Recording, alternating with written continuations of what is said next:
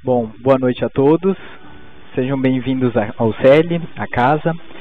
Bom, vou me apresentar. Meu nome é Bruno. Hoje nós vamos falar sobre o capítulo 13 do Evangelho segundo o Espiritismo, que a mão esquerda não saiba o que faz a direita. Mais especificamente, a gente vai falar sobre harmonia fluídica. Tá? Bom, eu gosto sempre de trazer um pouco de teoria para embasar, para a gente entender um pouco melhor, para a gente compreender, né, os ensinamentos deixados por Kardec e pelos espíritos. Trazendo aqui do livro, né, dos livros que Kardec deixou, os elementos do universo. Kardec disse, né, estudando, perguntando aos espíritos, no universo, né, Deus é o criador de tudo. Deus criou tudo e todas as coisas. A partir de Deus, então, ele criou os espíritos, que é o princípio inteligente do universo, que somos nós, que somos seres pensantes, e toda a matéria também é originária, oriunda de Deus. Toda a matéria, que é aquela ali. E essa matéria, no livro dos Espíritos, eles explicam, né, na Gênese, em outros livros, que ela é oriunda de um fluido cósmico universal, que seria a matéria mais primordial, né, de todas. Seria assim o princípio de toda a matéria. E essa matéria mais primordial, esse fluido cósmico universal, ele vai, à medida que ele vai se adensando, ele é possível a criação de todas as matérias, inclusive das matérias mais densas, que seria essa matéria que a gente hoje sabe, que é o nosso corpo, né, o chão, parede, que são as construções, matéria mais densa. Mas esse é um exemplo de matéria mais densa, mas ela surge a partir de matérias menos densas, né, até o princípio total, que seria a energia pura. Tá? Então, são as três coisas que existem no universo.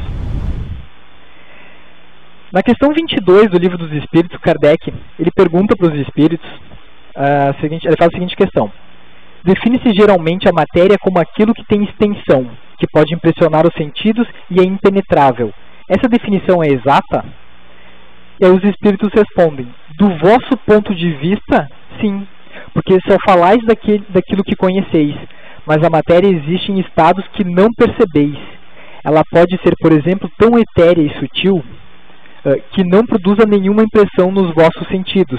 Entretanto, será sempre matéria, embora não o seja para vós. É aquilo que eu estava falando, que a gente chama isso aqui de matéria, porque ela é uma matéria mais densa. Só que existem camadas mais sutis que a gente não consegue perceber, mas que não deixa de ser matéria. E aí a gente pode pegar e fazer mais usar mais um exemplo. Eu gosto de pegar os exemplos das cidades espirituais, das colônias espirituais. Pegar o nosso lar, por exemplo. Nosso lar é uma cidade, né, que fica, cidade espiritual, que fica acima da cidade do Rio de Janeiro, aproximadamente naquela região, próximo do Rio de Janeiro.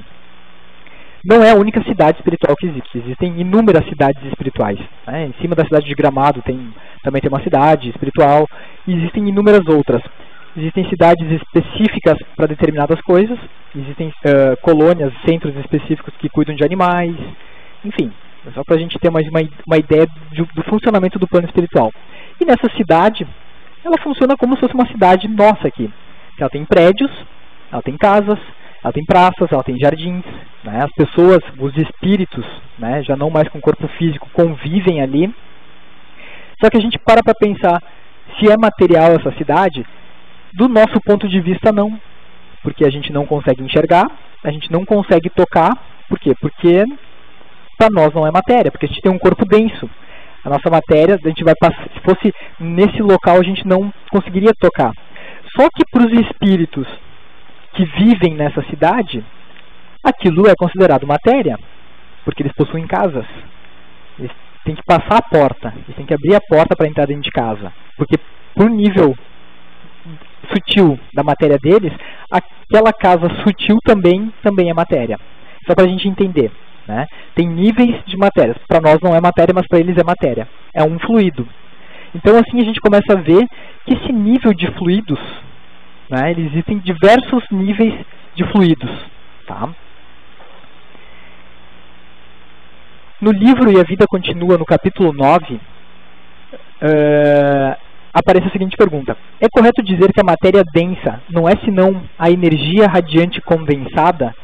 E aí a resposta, né, que é dada pelo mentor no livro, sim, e acrescentou: em última análise, chegaremos a saber que a matéria é a luz coagulada, substância divina que nos sugere a onipresença de Deus.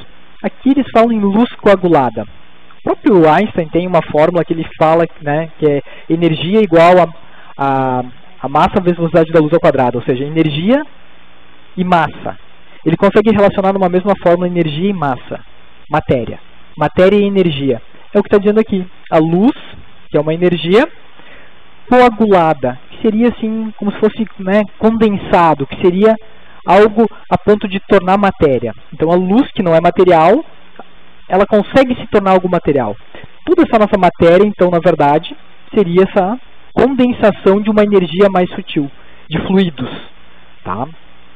Vocês já vão entender onde eu quero chegar. Masaru Emoto. Não sei se vocês já ouviram falar na experiência que esse japonês fez.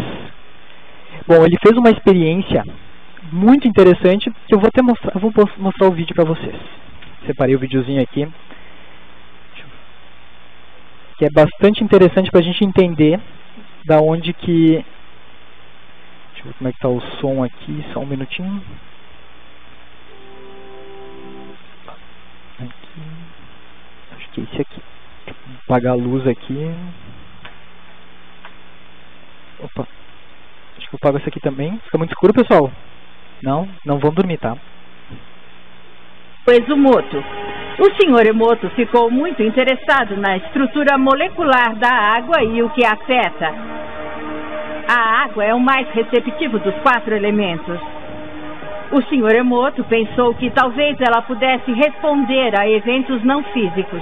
Então ele fez uma série de estudos, aplicou estímulo mental e fotografou com um microscópio.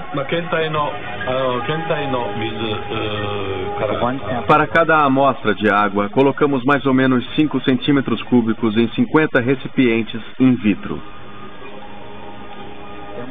Pegamos essas amostras e congelamos a menos 25 graus Celsius por umas 3 horas. Colocamos as amostras congeladas em um refrigerador com menos 5 graus Celsius, onde está o microscópio com a câmera. Tiramos fotografias de cada uma das 50 gotas de água individualmente. Primeiro fotografamos a água em que não colocamos nenhuma informação. Depois pegamos a água com informação e fizemos o processo já descrito. Tiramos as fotos de antes e depois e comparamos as diferenças. Quando projetamos a sensação de amor e agradecimento na água, ela se transformou no mais lindo cristal. Nessas horas, acho que a água está em paz.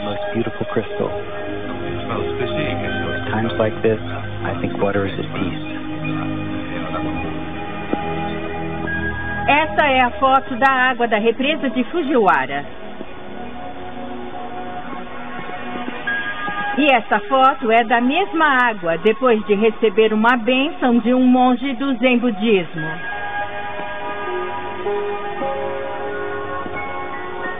Agora, na próxima série de fotos, o Sr. Emoto imprimiu palavras, colocou-as nas garrafas com água destilada e deixou de um dia para o outro.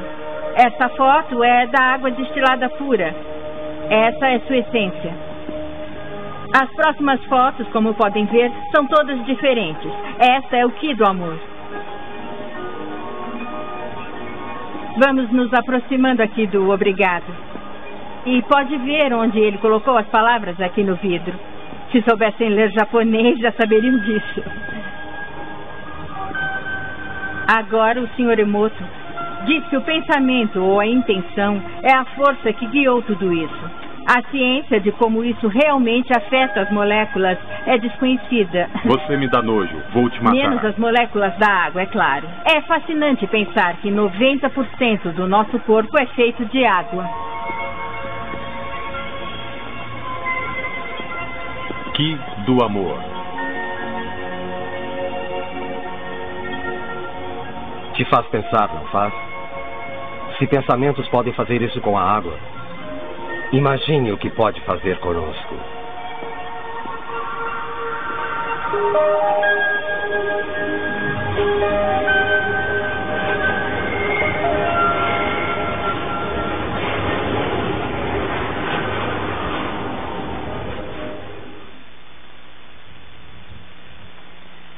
Deixa eu pegar a luz antigo aqui. padre Opa, adverte. Não estude isso não inglês. estava no script.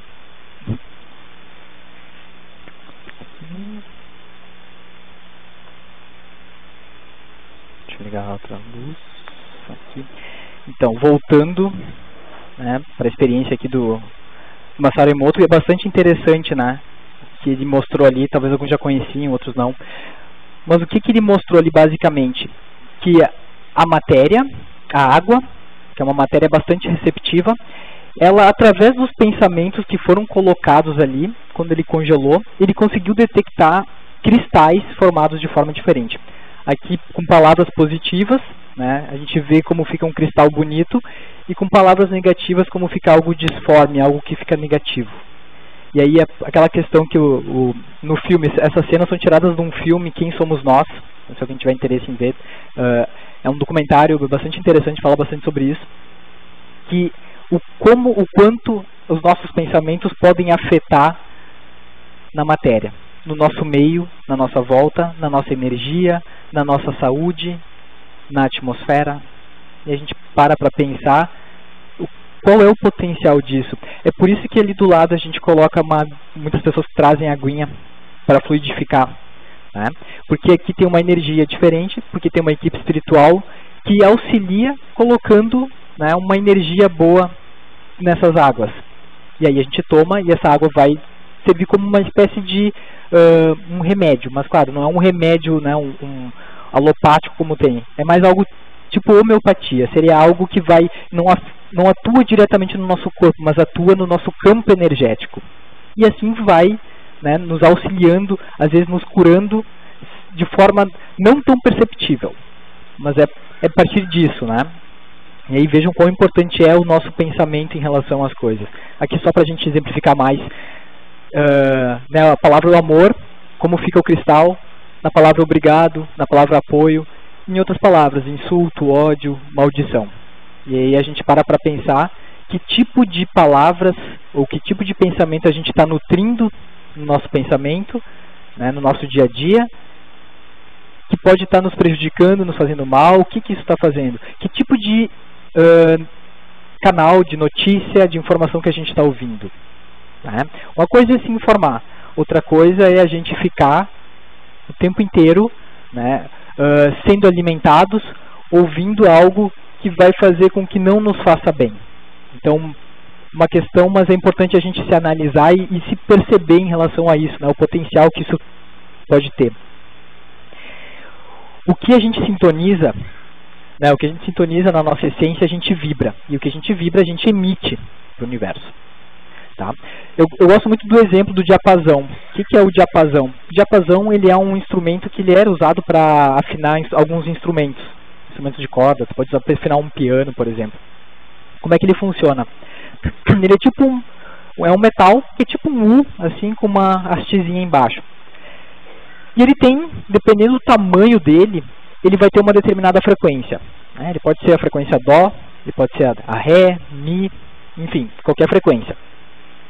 Se a gente pegar uma frequência, vamos pegar a frequência, né, do Dó, e a gente dá uma batida nesse diapasão, bater nele, ele vai emitir uma frequência, uma onda Dó. Faz lá o sonzinho, né? Vai acontecer que pode ter outros 7, né, um para cada nota, diapasões do lado. Apenas o que é da mesma frequência vai vibrar. Então, se eu bati no diapasão Dó, pode ter aqui o Ré, o Mi, o Fá, nenhum deles vai vibrar. Todos eles vão ficar como se nada tivesse acontecido. Em compensação, o Dó vai começar a vibrar, sem encostar. Só bate num e ele vibra.